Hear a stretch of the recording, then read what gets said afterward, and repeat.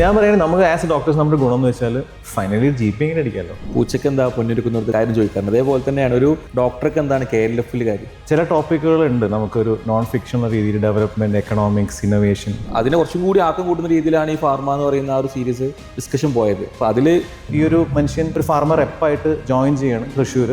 പിന്നെ പുള്ളി അത് കരിയർ ഇങ്ങനെ പഴുത്തുയർത്തുന്ന കാണിച്ചിരിക്കുന്നത്. അപ്പോൾ അതിലുള്ള പ്രശ്നങ്ങളും ഏതറ്റം വരെ നമ്മൾ പോകും എന്നുള്ളതാണ് അതിൽ കാണിച്ചിരിക്കുന്നത്.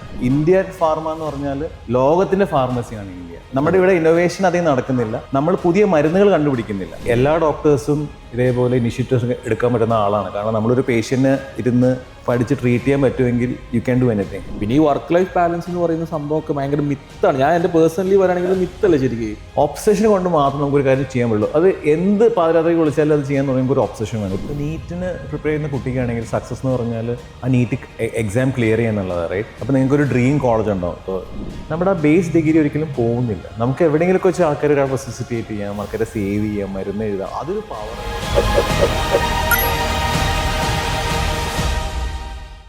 Hello all.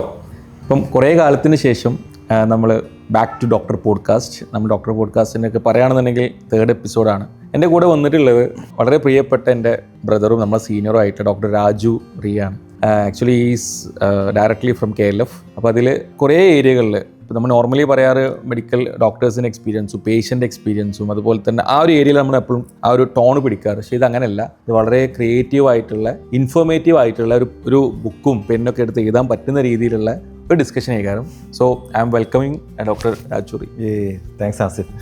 നമ്മൾ എപ്പോഴും പറയുന്ന പോലെയാണ് പൂച്ചയ്ക്ക് എന്താ പൊന്നിരിക്കുന്നവർക്ക് കാര്യം ചോദിക്കാറുണ്ട്. അതേപോലെ തന്നെയാണ് ഒരു ഡോക്ടർക്ക് എന്താണ് KLF കാര്യം. KLF ചൂടോടെ പിടിച്ചുകൊണ്ടിരുന്നതുകൊണ്ടാണ് ഞാൻ ചോദിക്കുന്നത്. KLF ഞാൻ കഴിഞ്ഞ കൊല്ലം വന്നിട്ടുണ്ടായിരുന്നു. ഞാനിപ്പോൾ 2 വർഷമായിട്ട് സ്പീക്കറാണ്.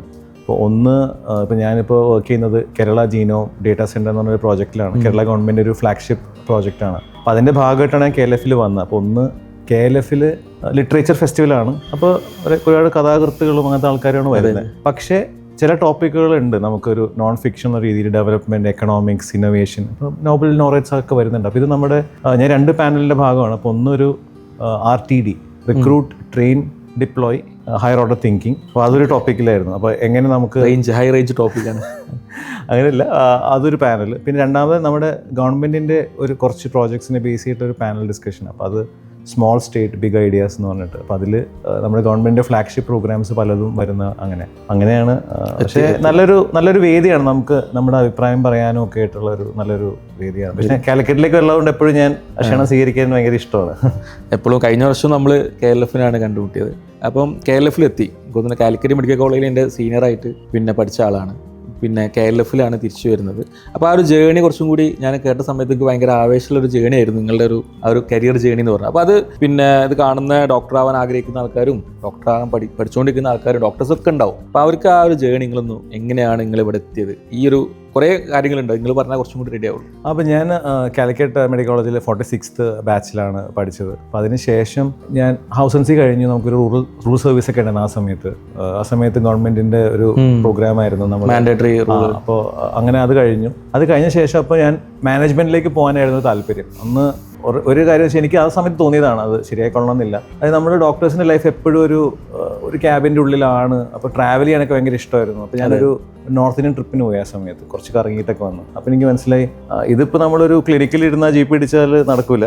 അപ്പോൾ അങ്ങനെ നോക്കിയപ്പോൾ കുറച്ച് പേരൊക്കെ ഇങ്ങനെ 1-2 സീനിയേഴ്സ് ഇങ്ങനെ ഒരു മാനേജ്മെൻറ്റ് പ്രോഗ്രാമിലേക്കൊക്കെ ട്രൈ ചെയ്യുന്നുണ്ടായിരുന്നു. അപ്പോൾ കുറച്ച് പേര് ഒക്കെ ജോയിൻ ചെയ്തു. അപ്പോൾ അങ്ങനെയാണ് ഒരു MBAക്ക് പോകണമെന്ന് തോന്നി CAT പ്രിപ്പയർ ചെയ്യാനൊക്കെ തുടങ്ങിയത്. അങ്ങനെ ഞാൻ school of management Tata institute of social സയൻസസിൽ പോയി. അപ്പോൾ അതിനുശേഷം ഫാർമയിൽ ജോയിൻ ചെയ്തു. ഫാർമ ഇൻഡസ്ട്രിയിലായിരുന്നു. ഫൈസർ, ആസ്ട്രസെനക്ക, വോക്കാർഡ്, മിനറിനി, അങ്ങനെ മൾട്ടിപ്പിൾ കമ്പനീസിൽ പല റോൾസിലും വർക്ക് ചെയ്തു. അപ്പോൾ ഒന്ന് മെഡിക്കൽ അഫയേഴ്സ് ഉണ്ട്. കുറച്ച് അതിനെപ്പറ്റി പറയാം. നമുക്ക് ഡോക്ടേഴ്സിനുള്ള റോൾസ് ഉണ്ട്. ടിപ്പിക്കലി മെഡിക്കൽ അഫയേഴ്സ് എന്ന് പറയുമ്പോൾ ഈ ഫാർമയിൽ മാർക്കറ്റിങ്ങും സെയിൽസ് ചെയ്യുന്ന ആൾക്കാരുടെ ഒരു ബ്രിഡ്ജാണ്. അപ്പോൾ പലപ്പോഴും ഫാർമ കമ്പനികൾ നമ്മൾ അതിലേക്ക് പിന്നെ വരുന്നുണ്ട്. പക്ഷേ ഈ മെഡിക്കൽ അഫയേഴ്സ് റോൾസ് ആണ് പലപ്പോഴും നമ്മൾ ചെയ്യുന്ന കാര്യം എത്തിക്കലി റൈറ്റ് ആണോ, കമ്മ്യൂണിക്കേഷൻ കറക്റ്റായിട്ട്, മരുന്നിനെ പറ്റിയിട്ടുള്ള കമ്മ്യൂണിക്കേഷൻ കറക്റ്റ് ആണോ, നമ്മളുടെ സ്റ്റഡീസ് കറക്റ്റ് ആണോ എന്നൊക്കെ ചെക്ക് ചെയ്യുന്ന ഒരു ഡിപ്പാർട്ട്മെൻറ്റാണ്. അപ്പോൾ അവിടെയായിരുന്നു ഞാൻ സ്റ്റാർട്ട് ചെയ്ത്. പിന്നെ കുറച്ചും കൂടെ P&L, പ്രോഫിറ്റ് ആൻഡ് ലോസ്, അങ്ങനത്തെ റോൾസിലേക്ക് വന്നു. അപ്പോൾ ഞാൻ ലാസ്റ്റ് മെനറിയിലെ ഹെഡ് ഓഫ് മെഡിക്കൽ അഫയേഴ്സ് ആയിരുന്നു. അതായിരുന്നു ലാസ്റ്റ് മെഡിക്കൽ റോൾ എന്ന് പറഞ്ഞാൽ. ഞാൻ സിഇഒട്ടാണ് റിപ്പോർട്ട് ചെയ്തത്. അപ്പോൾ ടിപ്പിക്കലി ഞാൻ വർക്ക് ചെയ്തുകൊണ്ടിരുന്നത് എപ്പോഴും സിഇഒ ഒരു സ്വീറ്റിലാണ് വർക്ക് ചെയ്തുകൊണ്ടിരുന്നത്. പിന്നെ അതിനുശേഷം ഞാൻ 2018 ഞാനൊരു ഡിജിറ്റൽ ഹെൽത്ത് കമ്പനിയിലേക്ക് മാറുന്നത്. ഒരു അപ് ടു ഡേറ്റ് എന്ന് പറഞ്ഞിട്ടൊരു CDS സിസ്റ്റമാണ്, ക്ലിനിക്കൽ ഡിസിഷൻ സപ്പോർട്ട് സിസ്റ്റമാണ്. അപ്പോൾ അതിൻ്റെ ഹെഡ് ഓഫ് മെഡിക്കലായി. അപ്പോൾ അതൊരു ഗ്ലോബൽ റോളായിരുന്നു. ഒരു 16-17 കൺട്രീസിൽ എനിക്ക് എൻ്റെ ടീം ഉണ്ടായിരുന്നു. അങ്ങനെ കുറേ ട്രാവൽ ചെയ്യാൻ പറ്റി, എൻ്റെ കൂടെ നടന്നു. അതെ. പിന്നെ അതിനുശേഷം അപ്പോൾ ഞാനൊരു കോർപ്പറേറ്റ് കരിയർ അത്യാവശ്യം നല്ല രീതിയിൽ പോകുമായിരുന്നു. ആ സമയത്താണ് അപ്പോൾ ഒരു സ്റ്റാർട്ടപ്പ് ഇങ്ങനെ വരുന്നത് നമ്മളെ ഹയർ ചെയ്യാൻ വേണ്ടിയിട്ട്. അപ്പോൾ അങ്ങനെ ഒരു റിസ്ക് എടുത്ത്, കോവിഡിൻ്റെ തുടങ്ങുന്ന സമയത്താണ്. അത്യാവശ്യം റിസ്ക് ആയിരുന്നു. പിന്നെ ഞാൻ പറയില്ല, ഒരു റിസ്ക് എടുക്കാനുള്ള ഒരു നേച്ചർ കുറച്ച് ഉണ്ടെന്ന് തോന്നുന്നു. കാരണം ഞാൻ ആക്ച്വലി ഒരു മാനേജ്മെൻറ്റ് പോകുന്ന സമയത്ത് അങ്ങനെ അധികം പേരൊന്നും അതിന് ട്രൈ ചെയ്യുന്നില്ല. മേ ബി എനിക്ക് അങ്ങനെ ഒരു മെൻറ്ററൊന്നും ഉണ്ടായിട്ടില്ല. പക്ഷേ എനിക്ക് ഇപ്പോൾ അത്യാവശ്യം ഇപ്പോൾ നമ്മളൊക്കെ കാണുന്നുണ്ടല്ലോ. അപ്പോൾ അതുകൊണ്ട് അറ്റ്ലീസ്റ്റ് നിങ്ങളൊക്കെ കാണുമ്പോൾ കുറച്ച് സന്തോഷമുണ്ട്. അപ്പോൾ അങ്ങനെ സ്റ്റാർട്ടപ്പിൽ പോയി. പിന്നെ ഞാൻ റെഡീസിൽ അതേപോലെ ഒരു കോർപ്പറേറ്റ് ഇന്നോവേഷൻ ചെയ്യാൻ വേണ്ടിയിട്ട് ഒരു ഗ്ലോബൽ റോളിലേക്ക് പോയി. അവിടെ നിന്ന് ഞാൻ തിരിച്ച് വന്നപ്പോഴാണ് ഇങ്ങനെ ഗവൺമെൻറ് ഒരു പ്രോഗ്രാം ചെയ്യുന്നുണ്ടെന്ന് പറഞ്ഞപ്പോൾ അവിടുത്തെ ഒരു അഡ്വൈസർ എന്നെ വിളിക്കുകയും അങ്ങനെ ഞാൻ ഇത് എടുക്കുകയും ചെയ്തത്. അപ്പോൾ അങ്ങനെ. പക്ഷേ I also work with lot of startups, അവരെ മെൻറ്ററിങ്ങും കാര്യങ്ങളൊക്കെ ചെയ്യാൻ വേണ്ടിയിട്ട്. ഇത്രയും തോന്നുന്നു ഗ്ലോബലിയുള്ള കുറേ പിന്നെ കോർപ്പറേറ്റ് കമ്പനികളിലെ എല്ലാ ഏരിയയിലും വർക്ക് ചെയ്തുകൊണ്ട് you have a lot of idea ആയിട്ട്. അതുകൊണ്ട് ഇതാണ് നിങ്ങളുടെ ഈ ഒരു അവസാനം KLF വന്ന് വരെ ഇരിക്കുന്ന. ഇതിന് ശേഷം ഒരു വിശേഷം കൂടി പറയാണ്ട് നമുക്ക് ലാസ്റ്റ് പറയാൻ വിചാരിക്കുന്നു. പിന്നെ അപ്പം ഈ പറഞ്ഞതുകൊണ്ട് തന്നെ ഈ ഫാർമ കമ്പനിയായിട്ട് വർക്ക് ചെയ്തിട്ടുണ്ട്. നിങ്ങൾ മുന്നേ എന്നോട് സംസാരിച്ചിട്ടുണ്ട്. അപ്പോൾ അതിൽ റീസെൻ്റ്ലി വന്നൊരു ഒരു വെബ് സീരീസ് ഉണ്ട്. പിന്നെ അതിൽ നിവിൻപോളിയൊക്കെ അഭിനയിക്കുന്നത്. അതിൽ കുറേ ഏറ്റവും കൂടുതൽ സെൻസിറ്റീവ് ആയാലും കോൺട്രവേഴ്സി ഉണ്ടാകുന്നത് മെഡിക്കൽ ഇൻഡസ്ട്രിയാണ്. അതിലെപ്പോഴും പറയാറുണ്ട്, എത്ര പറഞ്ഞാലും അങ്ങനെ തന്നെ കിടക്കുന്നത്. അപ്പോൾ അതിനെ കുറച്ചും കൂടി ആക്കം കൂടുന്ന രീതിയിലാണ് ഈ ഫാർമ എന്ന് പറയുന്ന ആ ഒരു സീരീസ് ഡിസ്കഷൻ പോയത്. അപ്പോൾ അതിൽ കുറച്ചും കൂടി അടുത്ത് നിങ്ങൾക്ക് അറിയാമെന്ന് വിചാരിക്കും. അതിനെക്കുറിച്ച് നിങ്ങൾക്ക് എന്താണ്, ശരിക്കും അത് ഉള്ളതാണോ, എന്താണ് അതിൻ്റെ റിയാലിറ്റി? ഞാൻ കണ്ടതാണ് മുഴുവൻ സീരീസ്. ഞാൻ ഒറ്റ ബിഞ്ച് വാച്ച് ചെയ്തതാണ്. കുറേ കാലത്തിന് ശേഷം ഒരു മലയാളം സീരീസ് ബിഞ്ച് വാച്ച് ചെയ്യുന്നത്. അപ്പോൾ എനിക്ക് നല്ല രസമുണ്ട്. പക്ഷേ കുറേ കാര്യങ്ങൾ അതൊരു സെൻസേഷണലിസം ക്രിയേറ്റ് ചെയ്യാൻ വേണ്ടി ഉണ്ടാക്കിയിരിക്കുന്ന കുറേ സ്റ്റോറി ലൈനും കാര്യങ്ങളൊക്കെയാണ്. പക്ഷേ നല്ലൊരു അറ്റംപ്റ്റാണ്. ഞാൻ എൻ്റെ ഡയറക്ടറിനെ ആക്ച്വലി മീറ്റ് ചെയ്ത ഒരു പ്രാവശ്യം. എൻ്റെ ഒരു ഫ്രണ്ട് പ്രൊഡ്യൂസറാണ്. അപ്പോൾ അദ്ദേഹത്തിൻ്റെ കൂടെ ഞാൻ ഇദ്ദേഹത്തിനെ മീറ്റ് ചെയ്തു. പുള്ളി വേറൊരു സീരീസ് ചെയ്യുമായിരുന്നു. അപ്പോൾ ഹീസ് ഒരു മെഡിക്കൽ റെപ്പോ അങ്ങോട്ടും ആയിരുന്നു. അപ്പോൾ ആ ഒരു ഇൻഫ്ലുവൻസിൻ്റെ മുകളിലാണ് ഇദ്ദേഹം ഇത് എടുത്തിരിക്കുന്നത്. അതിൻ്റെ ഫസ്റ്റ് 1-2 എപ്പിസോഡ് വളരെ നന്നായിട്ട് ചെയ്യണം. കാരണം നിവിൻ പോളി അതിനകത്ത് അതിൻ്റെ ഞാൻ ഇതിവൃത്തം പറയാം. ഈ ഒരു മനുഷ്യൻ ഒരു ഫാർമർ റെപ്പായിട്ട് ജോയിൻ ചെയ്യാണ് തൃശ്ശൂർ. എന്നിട്ട് പുള്ളി അത് കരിയർ ഇങ്ങനെ പഴുത്തുയർത്തുന്ന കാണിച്ചിരിക്കുന്നത്. അപ്പോൾ അതിലുള്ള പ്രശ്നങ്ങളും അതിന് ഏതറ്റം വരെ നമ്മൾ പോകും എന്നുള്ളതാണ് അതിൽ കാണിച്ചിരിക്കുന്നത്. അതിപ്പോൾ എല്ലാ ഇൻഡസ്ട്രിയിലും ഉണ്ട്. ഇപ്പോൾ ബാങ്കിങ്, ക്രെഡിറ്റ് കാർഡ് വിൽക്കുന്ന ആൾക്കാർ, പലതും പറഞ്ഞിട്ട് ആൾക്കാർ വിൽക്കും. റൈറ്റ്. ഫാർമ ഫൈനലി വലിയൊരു ഇൻഡസ്ട്രിയാണ്. നമ്മൾ ഇന്ത്യൻ ഫാർമ എന്ന് പറഞ്ഞാൽ ലോകത്തിൻ്റെ ഫാർമസിയാണ് ഇന്ത്യ. നമ്മുടെ ഇവിടെ ഇന്നോവേഷൻ അധികം നടക്കുന്നില്ല. നമ്മൾ പുതിയ മരുന്നുകൾ കണ്ടുപിടിക്കുന്നില്ല. പക്ഷേ നമ്മുടെ ഒരു മരുന്ന് പേറ്റൻറ്റ് കഴിഞ്ഞു കഴിഞ്ഞാൽ നമ്മളത് ഉണ്ടാക്കും. നമ്മളെന്ന് പറഞ്ഞാൽ നമ്മുടെ ഇന്ത്യൻ കമ്പനീസ് ഉണ്ടാക്കും. നമ്മളത് ലോകം മുഴുവൻ സെല്ല് ചെയ്യുന്നുണ്ട്. പക്ഷേ അതുകൊണ്ട് ഗുണമുണ്ട്. നമ്മുടെ കോസ്റ്റ് ഭയങ്കര കുറവാണ്. ഇപ്പോൾ HIV മരുന്നുകൾ ഇന്ത്യയാണ് ഏറ്റവും കൂടുതൽ ഉണ്ടായിക്കൊണ്ടിരുന്നത്. അപ്പോൾ അത് മുഴുവൻ ആഫ്രിക്കൻ രാജ്യങ്ങളാണെങ്കിലും ഈവൻ US പോലും ഈ പറഞ്ഞ API ഒരുപാട് കൊടുക്കുന്നുണ്ട്. ജനറിക് മരുന്നുകളുണ്ട്. പക്ഷേ എപ്പോഴും ഒരു കമ്പനി ഒരു സാധനം വിൽക്കാൻ നോക്കുമ്പോൾ അതിൻ്റെ ഉള്ളിലുള്ള പല പ്രശ്നങ്ങളും ഉണ്ടാകാറുണ്ട്. അപ്പോൾ എല്ലാവരും മോശമാണെന്നില്ല. പക്ഷെ ചില കമ്പനികൾ ചിലപ്പോൾ അൺഎത്തിക്കലായിട്ടൊക്കെ ചെയ്യാനൊക്കെ ഉള്ള സാധ്യത എല്ലാ ഇൻഡസ്ട്രിയിലും പോലെ ഉണ്ട്. പക്ഷേ ഇപ്പോൾ നിങ്ങൾ പറയുന്ന പോലെ ഡോക്ടേഴ്സ് അതിൽ ചർച്ച ചെയ്ത വിഷയം ഡോക്ടേഴ്സും ഫാർമയും തമ്മിൽ എന്തെങ്കിലും നെക്സസ് ഉണ്ടോ എന്നുള്ളതാണ് അവർ നോക്കിയത്. അപ്പോൾ അത് കുറച്ച് ഓവറാണെന്ന് എനിക്ക് തോന്നിയത്. പക്ഷേ ഒരു 99% ഡോക്ടേഴ്സും ഭയങ്കര എത്തിക്കലാണ് നമ്മുടെ അറ്റ്ലീസ്റ്റ് നമ്മുടെ ഒരു നാട്ടിൽ. അപ്പോൾ അതുകൊണ്ട് അതൊരു സെൻസേഷൻ ചെയ്യാൻ കുറച്ച് കാര്യങ്ങളൊക്കെ അതിൽ കുറച്ച് ഉണ്ട്. അതിപ്പോൾ കുറേ സീരീസും സിനിമകളൊക്കെ ഉണ്ടല്ലോ ഡോക്ടേഴ്സിനെയൊക്കെ, അതേപോലെ തന്നെ. പിന്നെ അപ്പം അതാണ് ആ ഒരു രീതിയിൽ. ഇപ്പോൾ നിങ്ങൾക്ക് ഫാർമ ആയതുകൊണ്ടാണ് ഞാൻ ഡയറക്റ്റ് ചോദിച്ചത്. അപ്പോൾ അതിൽ പിന്നെ ഞാൻ നിങ്ങളതിൻ്റെ ഇടയിൽ പറഞ്ഞു ഒരു ഗവൺമെൻറ് പ്രൊജക്റ്റ് ചെയ്യുന്ന അതിൻ്റെ ഭാഗമായിട്ടാണ് ഉള്ളത്. വലിയൊരു നമ്പറൊക്കെ പറഞ്ഞിട്ടുണ്ടായിരുന്നു, കേരള ജീനോമിക് ഡാറ്റാ സെൻറ്റർ അല്ലേ. എന്താണ് ശരിക്കും നമ്മൾ ഗവൺമെൻറ്റൊക്കെ ഇങ്ങനത്തെ കാര്യങ്ങൾ ചെയ്യുന്നുണ്ടെന്നുള്ളത് സത്യം പറഞ്ഞാൽ ഞങ്ങളിപ്പോൾ അറിയുന്നത്. ഇത്രയും റിസർച്ച് ഓറിയൻറ്റഡ് ആയിട്ട് ചെയ്യുന്നുണ്ടെന്നുണ്ട്. എന്താണ് അതിൻ്റെ ഒരു സംഭവം? എങ്ങനെയാണ് നിങ്ങൾ ആ ഒരു ഗവൺമെൻറ് സെക്ടറിൽ ഇതുപോലെ ഒരു പ്രൊജക്ട് ഹെഡായിട്ട് വർക്ക് ചെയ്യുമ്പോൾ ഒരു എക്സ്പീരിയൻസ് എന്താണ് പ്രൊജക്ട്? അത് കേരള ജീനോം ഡേറ്റാ സെൻറ്റർ എന്ന് പറഞ്ഞാൽ ഒരു KDISC, Kerala development innovation strategic council എന്ന് പറഞ്ഞാൽ നമ്മുടെ കേരളത്തിൻ്റെ ഒരു തിങ്ക് ടാങ്ക് ആണ്. അതായത് എങ്ങനെ ഇന്നോവേറ്റീവ് ആയിട്ടുള്ള പ്രോജക്ട്സ് കൺസീവ് ചെയ്യാം, അത് ഇംപ്ലിമെൻറ്റ് ചെയ്യാം എന്നുള്ള ഒരു സ്ട്രാറ്റജിക് തിങ്ക് ടാങ്ക് ആണ്. അപ്പോൾ അതിൽ വെൻ ദേ വെയർ കൺസെപ്ച്വലൈസിങ് അവർ നോക്കിയെന്ന് വെച്ചാൽ നമുക്ക് കേരളത്തിൻ്റെ ഒരു ബയോഡൈവേഴ്സിറ്റി ഭയങ്കര ഡിഫറെൻ്റ് ആണ്. നമുക്ക് ഒരറ്റം തുടങ്ങി മറ്റേ അറ്റം വരെ ഒരു സൈഡിൽ നമുക്ക് കടലുണ്ട്, കോസ്റ്റൽ ഇത്രയും വലിയ കോസ്റ്റ് ലൈൻ 600 കിലോമീറ്റർ, പിന്നെ നമുക്ക് മറ്റേ സൈഡിൽ മൊത്തം മലയാണ്, അവിടെ നിന്ന് ഇവിടം വരെ. ഇതൊരു ബയോഡൈവേഴ്സിറ്റി ഹോട്ട്സ്പോട്ടാണ്. പക്ഷേ നമ്മുടെ പ്രശ്നങ്ങൾ ഭയങ്കര ഡിഫറെൻ്റ് ആണ്. നമ്മൾ ഇന്ത്യയിലെ ഏറ്റവും ബെസ്റ്റ് ഹെൽത്ത് കെയർ ഉള്ള സ്റ്റേറ്റ് ആണ്, ഇലിറ്ററസി ഏറ്റവും കൂടുതലുള്ള സ്റ്റേറ്റ് ആണ്, ചെറിയ സ്റ്റേറ്റ് ആണ്. പക്ഷേ നമ്മൾ ഇതൊക്കെ അച്ചീവ് ചെയ്തിട്ടുണ്ട്. അതൊക്കെ നമ്മുടെ ഗവൺമെൻറ്റും അതിൽ നമ്മുടെ പ്ലാനിങ് സിസ്റ്റവും ഒക്കെ അത്രയും നല്ലതായതുകൊണ്ടാണ് ഇത് നടന്നത്. പക്ഷേ നമ്മുടെ ഇപ്പോഴത്തെ പ്രശ്നങ്ങൾ ഭയങ്കര ഡിഫറെൻ്റ് ആണ്. ഒന്ന്, നമുക്ക് ഈ പറഞ്ഞ പോലെ സൂനോട്ടിക് ഇൻഫെക്ഷൻസ് വരുന്നുണ്ട്. ഒന്ന് ഇപ്പോൾ നിപ്പ വരുന്നു, കാലിക്കറ്റ് നിങ്ങൾക്ക് എല്ലാവർക്കും അറിയാം, നിപ്പ എപ്പോഴും അങ്ങോട്ടും ഇങ്ങോട്ടൊക്കെ വരുന്നുണ്ട്. പിന്നെ വൺ ഹെൽത്ത്, അപ്പോൾ പുതിയൊരു കോൺസെപ്റ്റ് വെച്ചാൽ വൺ ഹെൽത്ത്. നമ്മൾ മനുഷ്യരുടെ ഹെൽത്ത് എന്ന് പറയുമ്പോഴും നമ്മുടെ ഈ ഹെൽത്ത് നമ്മുടെ ബാക്കി ജീവജാലങ്ങളുമായിട്ട് ബന്ധപ്പെട്ടിരിക്കുന്നു. നമ്മുടെ മൃഗങ്ങളാവാം, കാടുണ്ട്. അപ്പോൾ അങ്ങോട്ടും ഇങ്ങോട്ടും ഈ ഇൻഫെക്ഷൻസ് അങ്ങോട്ടും ഇങ്ങോട്ടും പോകും. ഇപ്പോൾ ആനയ്ക്ക് TB വരുന്നുണ്ട്, നിങ്ങൾ ചിലപ്പോൾ ആദ്യമായിട്ടും കേൾക്കുന്നത്. പക്ഷേ നാളെ മനുഷ്യരിൽ നിന്നാണ് പോകുന്നത് TB. അതേപോലെ ബാറ്റ്സിൽ നിന്നാണ് ഇപ്പോൾ നിപ്പ വരുന്നത്. അങ്ങനെ ഒരുപാട് സൂനോട്ടിക് ഇൻഫെക്ഷൻസ് നടക്കുന്നുണ്ട്. അപ്പോൾ ഇതൊക്കെ നമുക്ക് പ്രിഡിക്റ്റ് ചെയ്യണമെങ്കിൽ നമുക്ക് ജീനോമിക് ഡേറ്റ മ്യൂട്ടേഷൻസ് ഒക്കെ നമുക്ക് നോക്കാനുള്ള കാര്യങ്ങൾ വേണം. അതൊന്ന്. രണ്ട്, ഇപ്പോൾ കരിമീൻ, പേൾ സ്പോട്ട് എന്ന് പറയുന്നത് നമ്മുടെ ഒരു ഡെലിക്കസിയാണ്. പക്ഷേ ഈ ഫിഷർ ഇത് ചെയ്യുന്ന കർഷകരുണ്ട്. അപ്പോൾ ഈ മീനൊരു അസുഖം വന്നു കഴിഞ്ഞാൽ ട്രീറ്റ് ചെയ്യണമെങ്കിൽ നമുക്ക് ഇതിൻ്റെ ഡേറ്റയും കാര്യങ്ങളും വേണം. അപ്പോൾ നമ്മുടെ ഈ project animal, plant, fisheries, human ഇതെല്ലാം കൂടി ചേർത്തിട്ടുള്ള ഒരു പ്രോജക്റ്റാണ്. അപ്പം ഇങ്ങനെ അതിലുള്ള നമുക്ക് ഡേറ്റ, ജീനോമിക് ഡാറ്റ സെന്റർ അല്ലേ. അപ്പോൾ നമ്മൾ ഡേറ്റ സെൻ്റർ ആണ്. അപ്പോൾ നമ്മുടെ ഇതിലേക്ക് എല്ലാ ഈ പറഞ്ഞ ഇൻഫർമേഷൻ എല്ലാം അപ്ലോഡ് ചെയ്യാം. അതേപോലെ ഇപ്പോൾ ഒരു യൂണിവേഴ്സിറ്റിക്ക് ഇത് ചെയ്യണം. ഇപ്പോൾ കാലിക്കറ്റ് യൂണിവേഴ്സിറ്റിക്ക് ഇപ്പോൾ ഒരു സെൻറ്റർ ക്രിയേറ്റ് ചെയ്യണമെങ്കിൽ ഒരു വലിയൊരു ഇൻവെസ്റ്റ്മെൻറ്റ് ചെയ്യേണ്ടി വരും. അപ്പോൾ എല്ലാവരും സെപ്പറേറ്റ് ചെയ്യുന്നതിന് പകരം നമ്മൾ ഒരു ഗവൺമെൻറ് ഒരു ഇനീഷ്യേറ്റീവ് എടുത്ത് ഫസ്റ്റ് ടൈമാണ് അത് ലോകത്ത് തന്നെ ഒരു സ്റ്റേറ്റ് ഗവൺമെൻറ് ഇത്രയും വലിയൊരു ഒരു പ്രോജക്റ്റ് വിഭാവനം ചെയ്യുന്നത്. അതിൻ്റെ ഒരു phase 1 നമ്മളുള്ളത്. അപ്പോൾ വന്നു കഴിഞ്ഞാൽ നമ്മളൊരു കേരളത്തിൽ 125 ലൈഫ് സയൻസ് ഇൻസ്റ്റിറ്റ്യൂട്ട്സ് ഉണ്ട്. അവരൊക്കെ ആയിട്ട് കൊളാബറേറ്റ് ചെയ്ത് അവിടുത്തെ റിസർച്ചേഴ്സിന് നമ്മൾ ഗ്രാൻഡ്സ് കൊടുക്കുന്നുണ്ട് അപ് ടു 2 crores. ഇപ്പോൾ നിങ്ങൾ ഒരു പ്രൊജക്റ്റ് വെക്കുകയാണെങ്കിൽ നമുക്കത് നോക്കി ഒരു എക്സ്പെർട്ട് കമ്മിറ്റി നോക്കി നിങ്ങൾക്ക് ആ ഗ്രാൻഡ് ഇത് നിങ്ങൾക്ക് സീക്വൻസിങ് ചെയ്യാം. അതേപോലെ നമ്മുടെ സോഫ്റ്റ്വെയർസും അങ്ങനത്തെ കസ്റ്റമൈസ്ഡ് കാര്യങ്ങൾ ചെയ്യാനുള്ള ഒരു പ്രോജക്റ്റാണ്. ഭയങ്കര ലോങ് ടേം ആണ്. നമ്മുടെ ഭരണാധികാരികളും അതേപോലെ തന്നെ നമ്മുടെ പ്ലാനിങ് ചെയ്യുന്ന ആൾക്കാരൊക്കെ ഭയങ്കര വിഷണറീസ് ആയിട്ടുള്ളതുകൊണ്ടാണ് നമുക്ക് ഇതിൻ്റെ പ്രോജക്റ്റ് വരുന്നത്. ഭയങ്കര ഒരു ഹെവി ഇൻഫർമേഷനാണ് കുറച്ച് സമയം കൊണ്ട് കിട്ടിയത്. പിന്നെ അപ്പോൾ അതുകൊണ്ട് ഇപ്പോൾ നിങ്ങൾ പറഞ്ഞു, ഇപ്പോൾ കേരളത്തിൻ്റെ ഈ ഒരു വിഷൻ സാധനങ്ങൾ പറഞ്ഞു. നമ്മളെപ്പോഴും ഇപ്പോൾ സോഷ്യൽ മീഡിയയിലൊക്കെ പറയാറുണ്ട്. ഇപ്പോൾ ഈവൻ നമ്മളെ ഫ്രണ്ട്സ് അടക്കം നമുക്ക് UK-ലും US-ലും ജർമ്മനിയിലൊക്കെ ഉള്ള ആൾക്കാർ എന്തെങ്കിലും അസുഖം വന്നാൽ ഫസ്റ്റ് നമ്മോട് വിളിക്കും. കാരണം അവിടെ ബുക്കിംഗ് കിട്ടാൻ ടൈം, ഡ്യൂറേഷൻ കാര്യങ്ങൾ. അപ്പോൾ നിങ്ങൾ ഇത്രയും ട്രാവൽ ചെയ്തുകൊണ്ടും ഈ കേരളത്തിൻ്റെ ഹെൽത്ത് സിസ്റ്റം നമ്മൾ ഇത്രയൊക്കെ പറയുന്നതെങ്കിൽ പോലും ഹെൽത്ത് സിസ്റ്റം ഭയങ്കര അടിപൊളിയാണ്. അപ്പോൾ അതിനെക്കുറിച്ചുള്ള ഒരു 2 വാക്കുകൾ പറയണം. പ്ലസ് എന്തെങ്കിലും ഇമ്പ്രൂവ്മെൻറ്റ് നമുക്ക് ഇനി കൊണ്ടുവരേണ്ടതുണ്ടോ നിങ്ങളുടെ ഒരു എക്സ്പീരിയൻസ് വെച്ചിട്ട്, ഒരു വിഷം വെച്ചിട്ട്? നമ്മൾ ഇന്ത്യ നോക്കുകയാണെങ്കിൽ നമ്മുടെ health care I think one of the best. I think it's the best in India ആണ്. അപ്പോൾ അതേപോലെ നമ്മൾ വെസ്റ്റേൺ കൺട്രീസിലോട്ട് നോക്കുകയാണെങ്കിലും നമ്മൾ ഓൾമോസ്റ്റ് സിമിലർ ആണ്. നമ്മുടെ പ്രോട്ടോകോൾസും ഡോക്ടേഴ്സും ഒക്കെ ഭയങ്കര നല്ലതാണ്. നമ്മുടെ മെഡിക്കൽ കോളേജ് ഭയങ്കര നല്ലതാണ്. നമ്മുടെ ടീച്ചേഴ്സ് ഭയങ്കര നല്ലതാണ്. അതാണ് ഒരു കാര്യം. രണ്ടാമത്തെ കാര്യം, നമ്മൾ എവിടെയാണ് ലാക്ക് ചെയ്യുന്നത് വെച്ചാൽ ഫോർ എക്സാമ്പിൾ ആൻറ്റിബയോട്ടിക് AMR ഒക്കെ വരുന്നുണ്ട്. അപ്പോൾ അവിടെയെന്ന് വെച്ചാൽ ഫോർ എക്സാമ്പിൾ നമ്മൾ UK-ൽ നമ്മളൊരു പനിയൊക്കെ ആയിട്ട് പോയി കഴിഞ്ഞാൽ അവർ ആദ്യമേ ആൻറ്റിബയോട്ടിക് തരില്ല.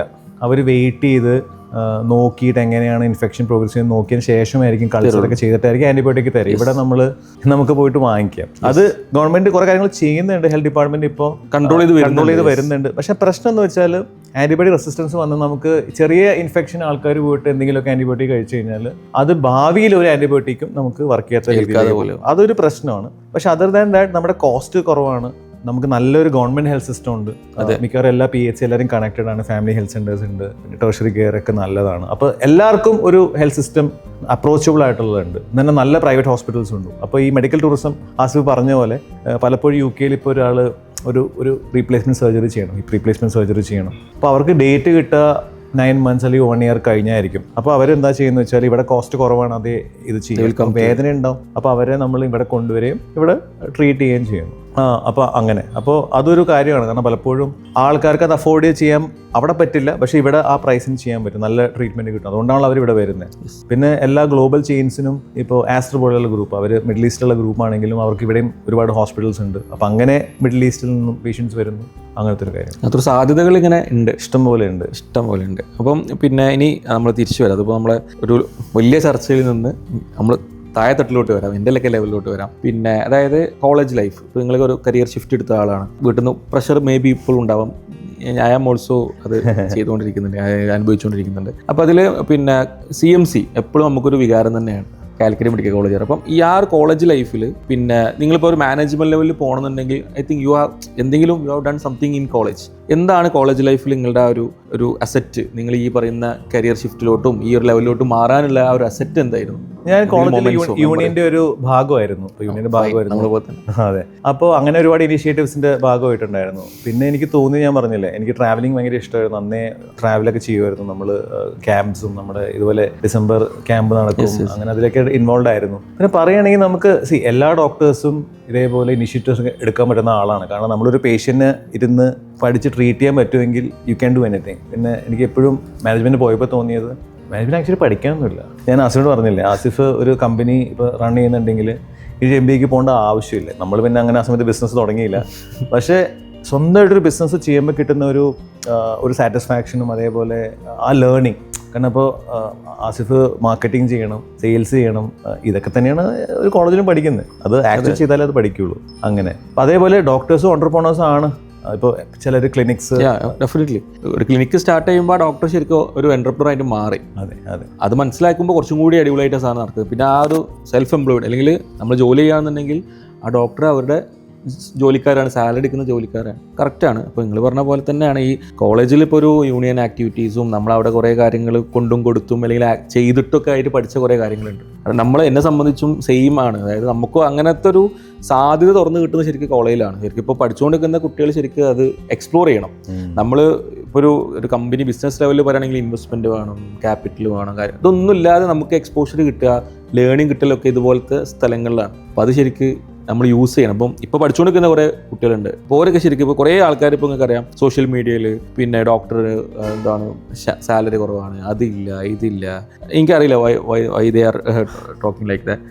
അപ്പം എന്താണ് അങ്ങനത്തെ ആൾക്കാർ, ഇതൊക്കെ കേൾക്കുന്ന ആൾക്കാരുണ്ട്, ഭയങ്കര പാഷനായിട്ട് പഠിക്കുന്ന ആൾക്കാരുണ്ട്, ഇതിനിടയിൽ കൂടെ ഡിസ്ട്രാക്ട് ആയി പോകുന്ന ആൾക്കാരുണ്ട്. എന്താണ് അവരോടൊക്കെ നിങ്ങൾക്ക് ജസ്റ്റ് ഒരു പറയാനുള്ളത് സാധ്യതകളെ കുറിച്ച്? അതൊന്ന് എനിക്ക് തോന്നുന്നത് ഈ സാലറി ഇല്ല എന്നൊക്കെ പറയുന്നത് എന്താണെന്ന് വെച്ചാൽ, ഇപ്പോൾ നമ്മുടെ ഒരു എക്സ്പെക്ടേഷൻ ഉണ്ട്. ഇപ്പോൾ എൻട്രി ലെവലിൽ നിങ്ങൾക്ക് ഏത് ജോബ്സിന് പോയാലും സാലറി കുറവായിരിക്കും. You are starting as a fresher, അപ്പോൾ സാലറി കുറവായിരിക്കും. അവിടെ നിന്ന് you have to build your career.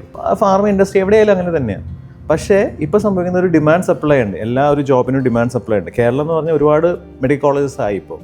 അപ്പോൾ നമ്പർ ഓഫ് ഗ്രാജുവേറ്റ്സ് വരുന്നതും എത്ര വേണം എന്നുള്ളൊരു ക്വസ്റ്റൻ ഉണ്ട്. പിന്നെ ഉള്ളത് എവിടെ നിങ്ങൾ പ്രാക്ടീസ് ചെയ്യുന്നു എന്നുള്ളത്. ഇപ്പോഴും എനിക്കൊന്ന് ഓപ്പർച്യൂണിറ്റീസ് ഉണ്ട്, പക്ഷേ മേ ബി ആയിട്ട് ഗോ ടു റൂറൽ ഏരിയ.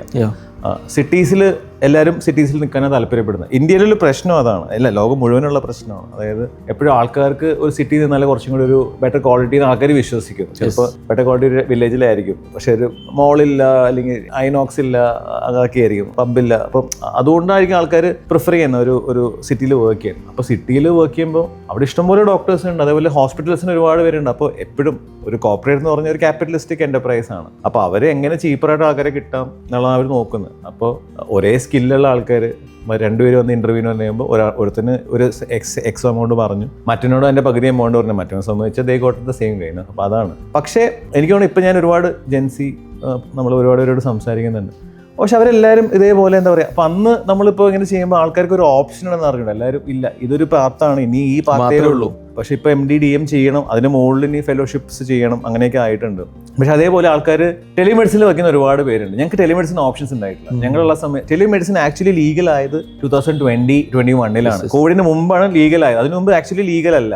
അപ്പോൾ അതും ഒരുപാട് വിൻഡോസ് ഓപ്പൺ ചെയ്തിട്ടുണ്ട്. ഫോർ എക്സാമ്പിൾ നിങ്ങൾക്ക് ഇപ്പോൾ വേണമെങ്കിൽ ഇവിടെ ഇരുന്ന് ഇപ്പോൾ ട്രൂമെഡ്സിൻ്റെ ഒക്കെ പ്ലാറ്റ്ഫോംസിൽ വർക്ക് ചെയ്യുന്ന ആൾക്കാർ, ട്രൂമെഡ് 1mgയിലൊക്കെ വർക്ക് ചെയ്യുന്ന ആൾക്കാരുണ്ട്. അപ്പോൾ ഒരു PGക്ക് പ്രിപ്പയർ ചെയ്യണം, മറ്റേതൊരു GP അടിക്കാൻ നൈറ്റ് പോകണം. നമ്മൾ ഒരുപാട് GP അടിച്ചിട്ടുണ്ട്. പക്ഷെ നമ്മൾ ഫിസിക്കലി പോയി ഇരുന്ന്, മറ്റേത് വീട്ടിലിരുന്ന് ഒരു കമ്പ്യൂട്ടർ തുറന്നു കഴിഞ്ഞാൽ you can actually treat patients, right? അപ്പോൾ അത് അങ്ങനത്തെ ഒരുപാട് സാധനം വന്നിട്ടുണ്ട്. പിന്നെ ഇപ്പോൾ AI വന്നുകൊണ്ട് ഇനിയിപ്പോൾ അതിൻ്റെ മോഡൽസ് ട്രെയിൻ ചെയ്യാനും, അതേപോലെ ഇപ്പോൾ ജീനോമിക്സ് ഒരു മേഖലയാണ്, ഫാർമ ഇൻഡസ്ട്രി ഒരു മേഖലയാണ്, അലൈഡ് ആയിട്ടുള്ള ഒരുപാട് ഫീൽഡ്സ് ഉണ്ട്, മാനേജ്മെന്റ് ഉണ്ട്, ഹോസ്പിറ്റൽ മാനേജ് ചെയ്യണം. കേരളത്തിൽ ഇപ്പോൾ ഓൾമോസ്റ്റ് എല്ലാ കമ്പനികളും കോർപ്പറേറ്റുകളൊക്കെ കേരളത്തിലാണ് അല്ലെങ്കിൽ ഇന്ത്യയിലാണ്. അപ്പോൾ അങ്ങനത്തെ കുറേ ഓപ്ഷൻസ് ഉണ്ട്. പിന്നെ എനിക്കതിന് കൂടെ ആഡ് ചെയ്യാനുള്ളത്, ഇതെന്ന് പറഞ്ഞാൽ ശരിക്കും ഈ ഒരു ഡോക്ടർ എന്ന് പറഞ്ഞാൽ ഒരു പ്രൊഫഷൻ രണ്ടും കൂടി കൂട്ടിയൊരു സംഭവമാണ്. നമ്മളിപ്പോൾ ഒരു ബിസിനസ്സിന് എങ്ങനെയാണോ ഹാൻഡിൽ ചെയ്യുന്നത് അതേപോലെ തന്നെയാണ് ഒരു പേഷ്യൻറ്റും അവരുടെ കാര്യങ്ങളൊക്കെ ഹാൻഡിൽ ചെയ്യുന്നത്. ഇപ്പോൾ എൻ്റെ ബ്രദർ ഡോക്ടറാണ്. അപ്പോൾ ഞാൻ നന്നായിട്ട് അതിൽ ഭയങ്കരമായിട്ട് കോൺസെൻട്രേറ്റ് ചെയ്ത ഒരാളാണ് മെഡിസിൻ ചെയ്യുന്നത്. അപ്പോൾ ഞാൻ കാണാറുണ്ട് നമ്മളിവിടുന്ന് ഓഫീസിൽ ഇവിടുത്തെ കാര്യങ്ങൾ മാനേജ് ചെയ്യുന്ന പോലെ തന്നെ he's managing his patients call, bystanders call, വാർഡിലെ കോളൊക്കെ മാനേജ് ചെയ്യുന്നുണ്ട്. സോ അത് രണ്ടും ഒരേപോലത്തെ ഒരു സ്കീമാണ്. അപ്പോൾ ഇതിൽ ആപ്റ്റിറ്റ്യൂഡ് ഇല്ലാത്ത അല്ലെങ്കിൽ അതിന് ഇൻട്രസ്റ്റ് ഉള്ള ആൾക്കാർ ഇല്ലാത്ത ആൾക്കാരിൽ കയറുന്ന സമയത്ത് ഡെഫിനറ്റ്ലി ഇതുപോലത്തെ ചെറിയ പൊട്ടൽ ചീറ്റലൊക്കെ ഉണ്ടാവും. അപ്പോൾ അത് പറയാനുള്ളത് ഇപ്പം ഈ ഒരു കാലത്ത് ഇത്രയും മൾട്ടിപ്പിൾ ഓപ്ഷൻസ് ഉണ്ട്. ഇപ്പോൾ നമ്മുടെ സമയത്ത് പോലും ഇത്ര ഓപ്ഷൻസ് ഉണ്ടായിരുന്നില്ല. മൾട്ടിപ്പിൾ ഓപ്ഷനുള്ള സമയത്ത് നമ്മൾ ശരിക്കും അത് നോക്കിയിട്ടേ ചെയ്യുന്ന ഈ ഒരു ഏരിയയിലേക്ക് വരാൻ പാടുള്ളൂ. പിന്നെ ഈ വർക്ക് ലൈഫ് ബാലൻസ് എന്ന് പറയുന്ന സംഭവമൊക്കെ ഭയങ്കര മിത്താണ്. ഞാൻ എൻ്റെ പേഴ്സണലി പറയുകയാണെങ്കിൽ മിത്തല്ല ശരിക്കും, അങ്ങനെ സംഭവം ഇല്ല. നമ്മളൊരു വർക്ക് ആത്മാർത്ഥമായി ചെയ്യുമ്പോൾ ദാറ്റ് ഈസ് അവർ ലൈഫ്, അങ്ങനെയല്ലേ എനിക്ക് കാണേണ്ടത്. അപ്പോൾ അതുകൊണ്ട് ആ ഒരു കാര്യം കൂടി ഇതിൽ മെൻഷൻ ചെയ്യണം തോന്നി. അപ്പോൾ ഇതിൽ ഡോക്ടർ ആവണമെന്ന് ആഗ്രഹിക്കുന്ന കുറേ കുട്ടികൾ ഇത് കാണുന്നുണ്ട്. ശരിക്കും അത്രയും ഇത് കുറച്ച് ബുദ്ധിമുട്ടാണ്. കാരണം എത്രയും ആൾക്കാർ നീറ്റ് നമ്മൾ ഡിസ്കസ് ചെയ്തു, നീറ്റ് 22 ലക്ഷം ആൾക്കാർ നീറ്റ് ചെയ്യുന്നുണ്ട്. പിന്നെ ഭയങ്കര കോമ്പറ്റീഷനാണ്, ശരിക്കും ഭയങ്കര പ്രഷറാണ്. ഈ 18-19 ഇയർ ഓൾഡിൽ ഭയങ്കര പ്രഷറാണ്. പ്രഷർ നമുക്ക് രണ്ട് രീതിയിൽ എടുക്കാനൊക്കെ പറ്റും. അപ്പം എന്തിനാണ് അവർ ഇങ്ങനെയൊക്കെ ചെയ്യണം? ശരിക്കും ഇതിൽ പാഷനേറ്റ് ആൾക്കാരുണ്ടാവും, ബട്ട് അവർക്ക് എന്ത് കിട്ടും ഇത് കഴിഞ്ഞാൽ? പിന്നെ അല്ലെങ്കിൽ ഒരു 5 അല്ലെങ്കിൽ 10 വർഷം ഇപ്പോൾ പഠിച്ചുകൊണ്ടിരിക്കുന്ന ആൾക്കാർ 10 വർഷം കഴിയുമ്പോൾ അവർ കരിയർ ഏകദേശം ആ രീതിയിൽ എത്തുക. എന്തേ കാര്യം ആ 10 സമയത്ത് അവർ എക്സ്പെക്ട് ചെയ്യേണ്ടത്? ആ എക്സ്പെക്ടേഷൻ ആണല്ലോ മീറ്റ് ചെയ്യുമ്പോൾ പ്രശ്നം വരും. അപ്പോൾ നിങ്ങളൊരു കാഴ്ചപ്പാട് അവരോട് എന്താണ് നിങ്ങൾക്ക് പറയാനുള്ള ഒരു അഡ്വൈസ് ആയിട്ട്? നമ്മുടെ ഒരു ലോങ് കരിയർ പാത്താണ് ഡോക്ടർ എന്ന് പറഞ്ഞാൽ. അതായത് പെട്ടെന്നല്ല, കാരണം നമ്മുടെ ട്രെയിനിങ് ഒരു 6 കൊല്ലം 5.5 കൊല്ലം നമ്മൾ MBBS പഠിക്കുന്നു, പിന്നെ PGക്ക് പ്രിപ്പയർ ചെയ്യുന്നു. ചിലപ്പോൾ അത് പെട്ടെന്ന് നടന്നു വരില്ല. പിന്നെ ഒരു 3 കൊല്ലം, അപ്പോൾ പിന്നെ ഒരു 10-12 കൊല്ലം നമ്മൾ പഠിക്കാൻ റെഡിയാണെങ്കിൽ മാത്രം ഇതിന് പോയാൽ മതി. അതാണ് ഫസ്റ്റ്. 2, നമ്മളൊരു മനുഷ്യനായിട്ട് ഡീൽ ചെയ്യുന്നത്. അപ്പോൾ അതുകൊണ്ട് നമുക്ക് ഇമോഷൻസും കാര്യങ്ങളും ഉണ്ട്. ഇപ്പോൾ എല്ലാ ദിവസവും നമുക്ക് അങ്ങനെ ഭയങ്കര അടിപൊളി ദിവസമായിരിക്കും നിർബന്ധമൊന്നുമില്ല. ചില ദിവസങ്ങളിൽ നമുക്ക് നല്ല മോശപ്പെട്ട ദിവസങ്ങളുണ്ടാവും. പേഷ്യൻ്റ് ചൂടാവും, സ്റ്റഡി കിട്ടും. അപ്പോൾ ഇത് ആൾക്കാർ, കാരണം നമ്മളൊരാളെ ഹീൽ ചെയ്യാൻ ശ്രമിക്കുകയാണ്. അപ്പോൾ അയാൾക്കുണ്ടാകുന്ന ഇമോഷൻസ് നമ്മളെ എഫക്റ്റ് ചെയ്യും. ഇപ്പോൾ എൻ്റെ ഓങ്കോളജിസ്റ്റ് ഫ്രണ്ട്സ് ഉണ്ട്. അപ്പോൾ അവർ ട്രീറ്റ് ചെയ്യുന്ന കുറേ പേഷ്യൻസ് ട്രീറ്റ് ചെയ്യാൻ പറ്റില്ലെന്ന് അവർക്കും അറിയാം. അവർ പക്ഷേ ദേ ട്രൈയിങ്, പക്ഷെ അതൊക്കെ അവരെ എഫക്റ്റ് ചെയ്യും. അപ്പോൾ ഈ ഒരു പ്രശ്നം ഡെഫിനറ്റ്ലി ഉണ്ട്. രണ്ടാമത് എന്ന് വെച്ചാൽ ഇപ്പോൾ എൻ്റെ ഫ്രണ്ട്സ് നിയോനേറ്റോളജിസ്റ്റ് ഉണ്ട്. അപ്പോൾ അവർ വയ്ക്കുന്ന ആ ഒരു തിൻ ലൈനിലാണ്. നിയോനേറ്റോളജി എമർജൻസി റൂം എന്നൊക്കെ പറഞ്ഞു കഴിഞ്ഞാൽ ആ ഒരു വളരെ ചെറിയ ഗ്യാപ്പിലാണ്. അവരുടെയൊക്കെ പ്രഷർ ഭയങ്കര ഹൈ ആണ്. ഒരു മരുന്ന്, പക്ഷേ ആ passionate about saving that child. അപ്പോൾ ആ പാഷൻ വേണം. പക്ഷെ ഞാൻ പാഷനേക്കാൾ ഉപരി പറയാം ഒബ്സെഷനാണ്. ഒബ്സെഷൻ കൊണ്ട് മാത്രം നമുക്കൊരു കാര്യം ചെയ്യാൻ പറ്റുള്ളൂ. അത് എന്ത് പാതിരാത്രിക്ക് വിളിച്ചാലും അത് ചെയ്യാൻ തുടങ്ങുമ്പോൾ ഒരു ഒബ്സെഷൻ വേണം. ഇപ്പോൾ ആസിഫ് ഇപ്പോൾ ഡോപ്പയ്ക്ക് വേണ്ടിയിട്ട് രാത്രി 2 മണിക്ക് ഒരു പ്രശ്നം വന്നാൽ ഹി വിൽ സോൾവ് ഇറ്റ്. കാരണം അത് ജോലിയായിട്ടല്ല കാണുന്നത്, അതൊരു ഒബ്സെഷൻ്റെ മുകളിൽ ചെയ്യുന്നതാണ്. അപ്പോൾ പാഷനിലേക്കാൾ ഉപരി നമുക്കത് ചിലപ്പോൾ അത് ആദ്യം ഉണ്ടാവണമെന്നില്ല. ചിലപ്പോൾ പാരൻസിന് വേണ്ടിയിട്ടായിരിക്കും നമ്മൾ ഡോക്ടറാകാൻ പോകുന്നത്, അല്ലെങ്കിൽ ചിലപ്പോൾ നമ്മൾ ആരെങ്കിലും ഫ്രണ്ട്സോ ആരെങ്കിലും ഒക്കെ ഉണ്ടാവും, അങ്ങനെ ആയിരിക്കും അവർ തുടങ്ങുന്നത്. പക്ഷെ ഇത് വരും, പക്ഷെ നമുക്കിത് എല്ലാ കാര്യം ഫിഗർ ഔട്ട് ചെയ്യാൻ പറ്റില്ല ആദ്യം തന്നെ. നമ്മളൊരു ഒരു ജേർണി ആയിട്ട് കണക്കാക്കി, ലൈഫ് ഒരു ജേർണിയാണ്. അതേപോലെ തന്നെ എവിടെയെങ്കിലൊക്കെ വെച്ച് നമ്മൾ കൃത്യമായിട്ട് എത്തുമായിരിക്കും. പിന്നെ അതിൽ വേറൊരു ഒരു ക്രിഞ്ച് ക്വസ്റ്റ്യൻ ഉണ്ട്. അതായത് ഇപ്പോൾ നിങ്ങൾ AI കുറച്ചും കൂടി പിന്നെ ആ ഒരു ഏരിയയിലുള്ള ആയതുകൊണ്ട് AI വന്നാൽ ഡോക്ടറെ പണി പോകുമോ? അതുപോലെ തന്നെ അത് വളരെ സിമ്പിൾ ആൻസറാണ് ഇങ്ങനെ പറയും. പിന്നെ ഉള്ളത് ഈ AI സാധ്യതകൾ എന്താണ്? ഇത് കണ്ടുകൊടുക്കുന്ന ആൾക്കാർ ഇപ്പോൾ എങ്ങനെയാണ് AI നോക്കിക്കാണ്ടത്? ഡോക്ടറാവാൻ ആഗ്രഹിക്കുന്ന ഹെൽത്ത് കെയറിൽ വർക്ക് ചെയ്യുന്ന ആൾക്കാർ AI എങ്ങനെയാണ് നോക്കിക്കാണ്ടത് ഭാവിയിലെ സാധ്യതകൾ വെച്ചിട്ട്? 2 കാര്യമുണ്ട്. ഇപ്പോൾ അതിലുള്ള question, will AI replace doctors എന്നുള്ളതാണ്. AI cannot replace doctors, but doctors who don't use AI will be replaced. ഒരു സംശയമില്ല. അപ്പോൾ പലപ്പോഴും ഞാൻ ഡിജിറ്റൽ ഹെൽത്ത് കമ്പനീസിൽ ഒരുപാട് വർക്ക് ചെയ്തതാണ്. അപ്പോൾ അതുകൊണ്ട് നമ്മൾ കാണുന്നത് വെച്ചാൽ 2018-19 നമ്മൾ CDSS സെൽ ചെയ്യാൻ നോക്കുമ്പോൾ അന്ന് ഡോക്ടേഴ്സൊക്കെ, കാരണം നമ്മുടെ പല ജനറേഷൻ ഓഫ് ഡോക്ടേഴ്സ് ഉണ്ട്. അതായത് 60+ ഡോക്ടേഴ്സ് ഇപ്പോഴും പ്രാക്ടീസ് ചെയ്യുന്ന ആൾക്കാരുണ്ട്, 40 to 60 ഇടയ്ക്കുള്ള ആൾക്കാരുണ്ട്, പിന്നെ ഇപ്പോഴത്തെ നിങ്ങളുടെ പോലെ just out of college may be 5 years. അപ്പോൾ ഓരോരുത്തരുടെയും അവർ ഈ ടെക്നോളജിനെ കാണുന്നത് പലതരത്തിലാണ്. കാരണം പലരും ഈ പറഞ്ഞ 60s ഡോക്ടേഴ്സൊക്കെ പലപ്പോഴും അവർക്ക് CT സ്കാനൊന്നും അന്ന് കോമൺ ആയിരുന്നില്ല, പുതിയ ടെക്നോളജിയാണ്, റൈറ്റ്? പക്ഷേ ഇപ്പോൾ CT സ്കാൻ എടുക്കും, അങ്ങനത്തെ ഒരു കണ്ടീഷൻ വന്നാൽ എടുക്കും. അപ്പോൾ അതേപോലെയാണ് ജീനോമിക്സ്. അപ്പോൾ ഇനിയിപ്പോൾ നമുക്ക് പ്രിവെൻറ്റീവ് കെയറിലേക്ക് ഒരുപാട് പോകും. അപ്പം അങ്ങനെയൊക്കെ വരുമ്പോൾ AI നിങ്ങൾക്ക് എപ്പോഴും അതൊരു എനേബിളർ ടൂളുമാണ്, നമ്മുടെ ടൂളാണ്. നമ്മൾ കാറിൽ പോകുന്നു, നമ്മൾ ഫൈനൽ സ്ഥലത്ത് എത്തണം, അതിന് കാറിൽ കയറിയിരിക്കുന്നു. അതിപ്പോൾ ഊബർ ആവാം, അല്ലെങ്കിൽ നിങ്ങളുടെ ഓൺ വണ്ടി നിങ്ങൾക്ക് തന്നെ ഡ്രൈവ് ചെയ്യാം. അതുപോലെയുള്ള AI ഒരിക്കലും റീപ്ലേസ് ചെയ്യില്ല. നിങ്ങൾക്ക് കുറച്ചും കൂടി ഹെൽപ്ഫുൾ ആയിരിക്കും. നിങ്ങളിതെല്ലാം ഓർത്തിരിക്കേണ്ട ആവശ്യമില്ല. ഇപ്പോൾ ഞങ്ങളുടെ ചില ടൂൾസൊക്കെ ഉണ്ട്. അപ്പോൾ അതിൽ എങ്ങനെയാണെന്ന് വെച്ചാൽ, നിങ്ങളിപ്പോൾ ഒരു പ്രാക്ടീസ് ചെയ്ത് തുടങ്ങി 10 കൊല്ലമായി. ഇപ്പോൾ അത്രത്തോളം പേഷ്യൻസ് ഉണ്ട്, 1000-2000 മേ ബി 4000 പേഷ്യൻറ്റിന് നിങ്ങൾ കണ്ടിട്ടുണ്ടാവും, നിങ്ങൾ സ്ഥിരം വരുന്ന പേഷ്യൻ്റ് ഉണ്ടാവും. ഒരു പേഷ്യൻ്റ് എക്സ്പെക്ടേഷൻ എന്ന് പറഞ്ഞാൽ കണ്ടു ആസിഫിനെ പറ്റി എനിക്ക് എല്ലാം ഓർമ്മ വരുന്നതാണ് പേഷ്യൻറ്റിൻ്റെ എക്സ്പെക്ടേഷൻ. പക്ഷേ you as a human cannot remember everything.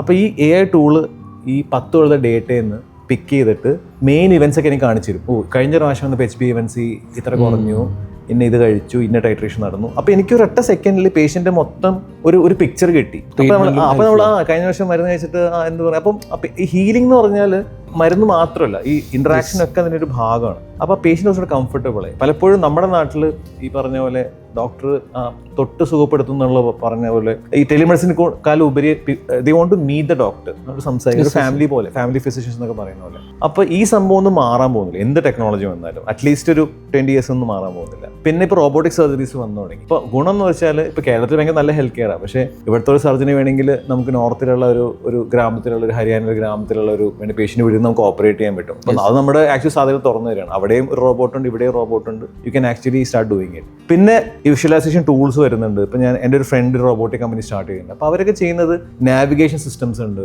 അപ്പോൾ നമ്മൾ പ്രിസിഷൻ ഭയങ്കരമായിട്ട് വരും, നമ്മുടെ എറേഴ്സ് കുറയും. അപ്പോൾ അത് കാരണം എന്താ പേഷ്യൻസ് ബെറ്റർ ആവും. പിന്നെ ഈ ജീനോമിക്സ് ഒക്കെ വന്നു കഴിയുമ്പോൾ നമുക്ക് പ്രഡിക്ഷൻ കുറച്ചുകൂടി ബെറ്റർ ആവും. നമുക്ക് ഏത് വയസ്സിൽ എന്ത് അസുഖം വരുന്ന നേരത്തെ പ്രഡിക്റ്റ് ചെയ്യാൻ പറ്റും. പേഷ്യന്റ് വരുന്നത് ഇപ്പോഴത്തെ സിസ്റ്റം എന്ന് പറഞ്ഞാൽ അസുഖം വരുന്നു, ട്രീറ്റ് ചെയ്യുന്നു. അത് മാറി അസുഖം വരാതിരിക്കാനാണ് ഡോക്ടറുടെ അടുത്ത് വരുന്നത്.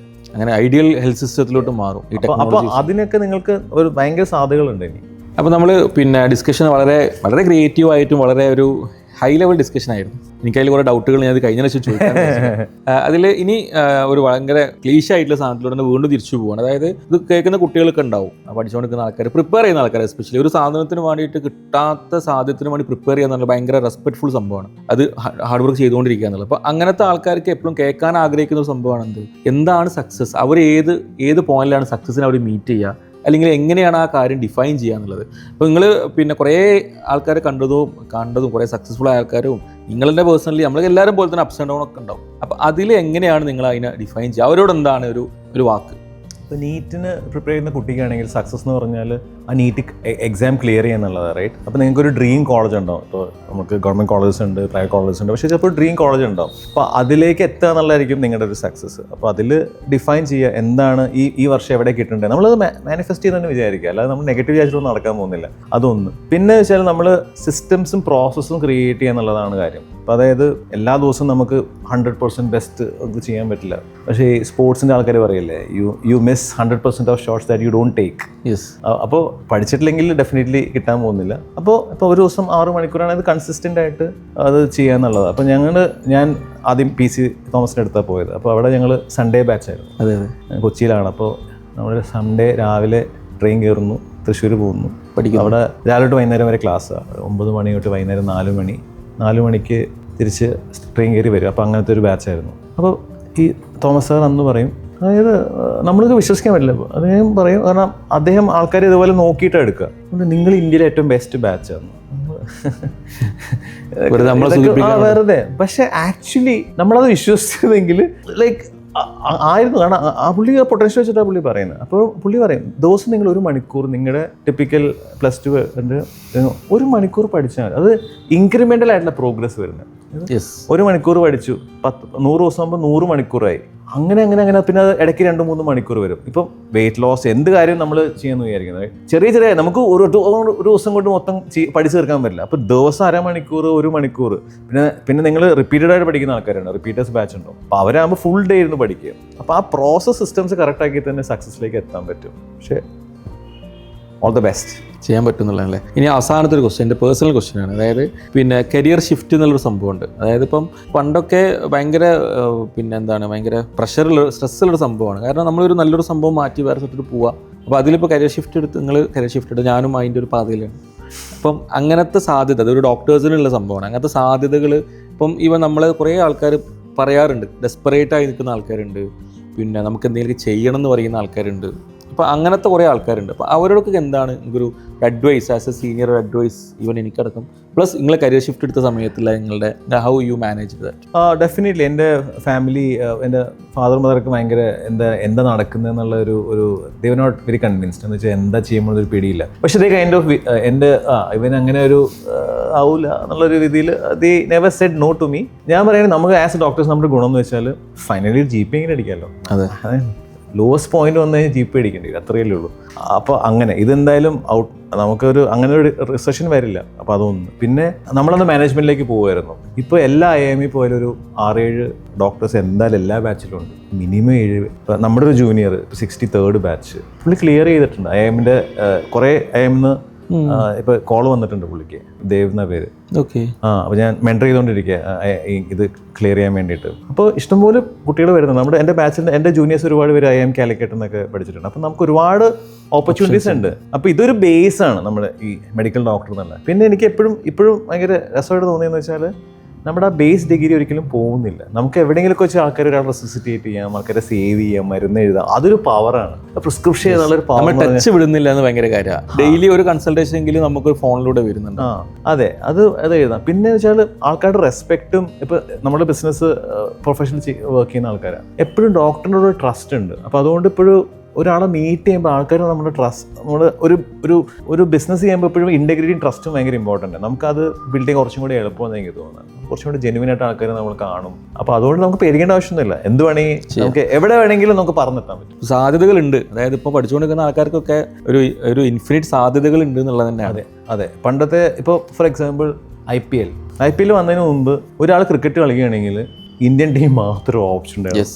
IPL വന്നു, അത്രയും ടീംസ്, അത്രയും പേർക്കണോ. ഇപ്പോൾ സ്റ്റേറ്റിൻ്റെ കാര്യങ്ങൾ വരുന്നു. ഇൻഫാക്ട് എല്ലാ ജില്ലയിലൊക്കെ ആയി തുടങ്ങിയെന്നാണ്. അപ്പോൾ ഒരുപാട് ആൾക്കാർക്ക് ഒരു പ്രൊഫഷണൽ ക്രിക്കറ്ററായിട്ട് വർക്ക്. അതേപോലെ തന്നെയാണ് നമുക്ക് ഒരുപാട് റോളുകളുണ്ട് അല്ലേ.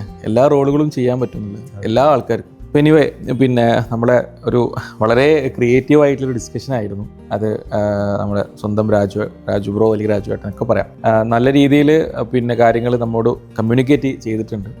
എല്ലാവർക്കും ഇത് മനസ്സിലാവുമെന്ന് വിചാരിക്കുന്നു. അപ്പം എനിവേ, ഈ ഒരു KLF നിന്ന് ആ ഒരു തിരക്കിനിടയിൽ നിന്ന് നേരെ ഇങ്ങോട്ട് വന്ന് നമ്മളോട് ഇത്രയും കാര്യങ്ങൾ ഡിസ്കസ് ചെയ്തതിൽ വളരെ സന്തോഷമുണ്ട്. കുറേ കാര്യങ്ങൾ ഇതിൻ്റെ ഔട്ട് ഓഫ് ബോക്സ് നമ്മൾ ചർച്ച ചെയ്തിട്ടുണ്ട്. നല്ല രീതിയിൽ ഈ ഒരു മെഡിക്കൽ പ്രൊഫഷൻ ക്രിയേറ്റീവായിട്ട് നമ്മളൊക്കെ മുന്നേ തന്നെ ക്രിയേറ്റീവായിട്ട് യൂട്ടിലൈസ് ചെയ്തു. കുറേ കാര്യങ്ങൾ നമുക്കും ഇൻസ്പയർ ആയി. നിങ്ങളുടെ ഫാർമസി ജേണികളും നിങ്ങളുടെ യാത്രകളൊക്കെ കേൾക്കുന്ന സമയത്ത് ഇൻസ്പയർ ആയതാണ്. അപ്പം പിന്നെ ഇതുപോലത്തെ ആൾക്കാരൊക്കെയാണ് നമ്മളെ ഒരു മോട്ടിവേഷൻ എന്ന് പറഞ്ഞത്. ഇത് കണ്ടുകൊണ്ട് നിൽക്കുന്ന ഡോക്ടേഴ്സ് ആകാൻ പഠിക്കുന്ന ആൾക്കാരും മെഡിക്കോസും എല്ലാ ആൾക്കാർക്കും എന്ത് ചെയ്യാം, കണക്ട് ചെയ്യുകയാണെന്നുണ്ടെങ്കിൽ യു വിൽ ഗെറ്റ് എ കിഡിലൻ മെന്റർഷിപ്പ് ഫ്രം ഡോക്ടർ രാജു റീ എന്ന് പറഞ്ഞത്. അപ്പം സന്തോഷം വന്നതിൽ വളരെയധികം സന്തോഷം. Thanks for the opportunity. ആരെങ്കിലും ഉണ്ടെങ്കിൽ നമുക്ക് very happy to mentor any help needed.